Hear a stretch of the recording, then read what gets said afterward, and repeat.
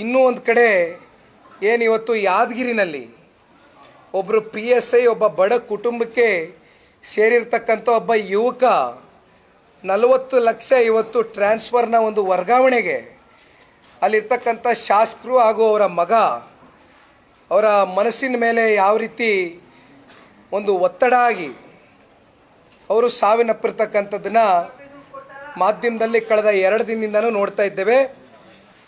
ಪರಶುರಾಮ್ ಅಂತಕ್ಕಂಥ ಒಬ್ಬ ಯುವಕ ಅವರ ಮನೆಯವ್ರಿಗೆ ಧರ್ಮಪತ್ನಿಯವ್ರಿಗೆ ಶ್ವೇತಾ ಅವರಿಗೆ ನಮ್ಮ ನಾಯಕರಾದಂಥ ಮಾನ್ಯ ಕುಮಾರಣ್ಣವರು ನಿನ್ನೆ ದೂರವಾಣಿ ಮೂಲಕವಾಗಿ ಮಾತನಾಡಿದ್ದಾರೆ. ಧೈರ್ಯವನ್ನು ತುಂಬಿದ್ದೇವೆ. ಈ ಪಾದಯಾತ್ರೆ ಕಳೆದ ಬಳಿಕ ಮಾರನೇ ದಿನವೇ ಆ ಕುಟುಂಬದ ಜೊತೆಯಲ್ಲಿ ಹೋಗಿ ನಿಂತು ಒಂದು ನ್ಯಾಯವನ್ನು ಒದಗಿಸ್ಕೊಡ್ತಕ್ಕಂಥ ಒಂದು ಪ್ರಾಮಾಣಿಕ ಕೆಲಸವನ್ನು ಜನತಾದಳ ಪಕ್ಷದ ಮುಖಂಡರುಗಳು ನಾವು ಮಾಡ್ತೇವೆ ಅಂತಕ್ಕಂಥ ಒಂದು ಭರವಸೆಯನ್ನು ಶ್ವೇತಮ್ಮ ಅವರಿಗೆ ನಾವೆಲ್ಲರೂ ನೀಡಿದ್ದೇವೆ.